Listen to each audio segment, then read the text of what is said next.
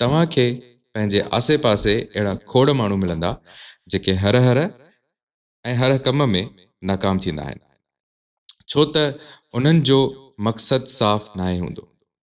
इहे माण्हू पंहिंजे मक़सद खां हटियल हूंदा आहिनि। मिसाल जे तौर ते जॾहिं तव्हां फ़ोटू कढंदा आहियो त उन जे लाइ कैमरा जो फोकस साफ़ रखंदा आहियो, ऐं जीअं ई फोकस साफ़ हूंदो आहे त तव्हां फ़ोटू कढी वठंदा आहियो। इन मां छा हासिल थो थिए? इन मां इहो सबक़ु हासिल थो थिए त असांखे पंहिंजा हर मक़सद अहिड़े तरीक़े सां साफ़ सम्झणु घुरिजे। मक़सदनि खे हासिल करण जे लाइ केतिरा ई तरीक़ा आहिनि, पर छो न असां हिकिड़ो सादो तरीक़ो अपनायूं। उहो तरीक़ो आहे उन्हनि खे लिखण जो। पंहिंजा मक़सद लिखो, पंहिंजा नंढा तोड़े वॾा मक़सद हिकिड़े पने ते लिखणु शुरू कयो ऐं उन्हनि खे ॾिसो त उहे तव्हां लाइ केतिरा क़ाइराइता थींदा। ॿियो हिकिड़ो मिसाल आहे त असांखे काफ़ी आइडियाज़ ईंदा आहिनि, उहे आइडियाज़ असां लिखंदा न आहियूं ऐं बाद में असांखां उहे आइडियाज़ विसरी वेंदा आहिनि, जंहिंजे करे असां सोचींदा आहियूं त यार शायदि लिखी छॾियां त अॼु उहो आइडिया मूंखे पूरो यादि हुजे हा, पर ईअं नाहे थींदो, छो त असां उहो लिखंदा न आहियूं। इहे आइडियाज़ लिखजनि कीअं? साफ़ ऐं सिधे तरीक़े सां लिखजनि, चिटा पॉइंट्स लिखजनि ऐं स्मार्ट तरीक़े सां लिखजे। स्मार्ट मां मुंहिंजो मतिलबु आहे SMART, specific, measurable, achievable, realistic ऐं टाइम बाउंड। स्पेसिफिक छो त तव्हांखे ख़्याल त केतिरा अची सघनि था, पर तव्हां सिर्फ़ु स्पेसिफिक ख़्याल जेके तव्हांजे कम जा हुजनि उन्हनि खे लिखो।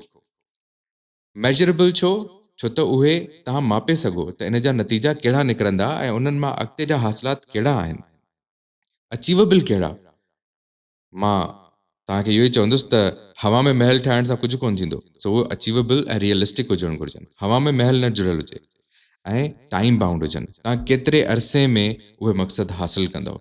इहो तमामु ज़रूरी आहे, इहो सम्झणु तमामु ज़रूरी आहे त असां कंहिं मक़सद खे हासिल करण लाइ केतिरो टाइम लॻायूं था।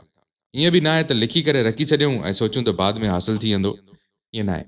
अगरि जॾहिं असां उहे मक़सद पंहिंजा लिखूं था त उन्हनि मक़सदनि खे हासिल करण लाइ हिकिड़े टाइम लाइन सेट कयूं ऐं उन्हनि खे अचीव करण जी पूरी उन दौरानीअ में कोशिशि कयूं। जेतिरियूं साफ़ रिथाऊं लिखबियूं उन्हनि ते अमल करणु तव्हां लाइ सवलो थींदो। ऐं ॿियो त पंहिंजा मसइला बि लिखणु घुरिजनि, नंढा तोड़े वॾा मसइला। उहे कहिड़ा मसइला आहिनि जेके तव्हांजे लाइ रुकावट आहिनि, तव्हांजी तरक़ी में, तव्हांजे कम में या तव्हांजी कंहिं बि मसइले में तव्हां छो पोइते आहियो। तव्हां छो त असांजी हिकिड़ी आदत आहे त असां सॼो भार, सॼो वज़न या चइजे त इल्ज़ाम मसइलनि ते हणंदा आहियूं। हीअं थी वियो इन करे हीअं न थियो, हूअं थी वियो इन करे हीअं न थियो। इन करे असांखे पंहिंजा मसइला लिखणु घुरिजनि, उन्हनि खे आइडेंटिफाई करण जे लाइ त इहे कहिड़ा मसइला आहिनि। छा मुंहिंजी निंड मसइलो आहे, छा मुंहिंजी टाइमिंग मसइलो आहे, मुंहिंजी परफॉर्मेंस सुठी न आहे, उन परफॉर्मेंस खे मां कीअं बहितर कयां। जॾहिं तव्हां मसइला लिखंदव त तव्हांखे ख़बर पवंदी त उहे तव्हांजा मसाइल कीअं हल थी सघनि था। सो नंढा तोड़े वॾा मसइला लिखो। उन नंढनि तोड़े वॾनि मसइलनि में कुझु अहिड़ा मसइला हूंदा जेके बिल्कुलु ई नेग्लिजिबल हूंदा, बिल्कुलु ई मामूली हूंदा। उन्हनि मामूली मसइलनि खे जल्द खां जल्द असां रफ़ा दफ़ा करे सघूं था। उन खां पोइ नेक्स्ट स्टेप आहे त असां उन्हनि वॾनि मसइलनि ते ध्यानु ॾियूं त असां उन्हनि खे कीअं हल कयूं, उन्हनि खे कीअं सुधारियूं। ऐं इहो सभु कुझु असां छो कंदासीं? इहो सभु कुझु असां इन करे कंदासीं त जीअं असांखे सुठा नतीजा मिलनि।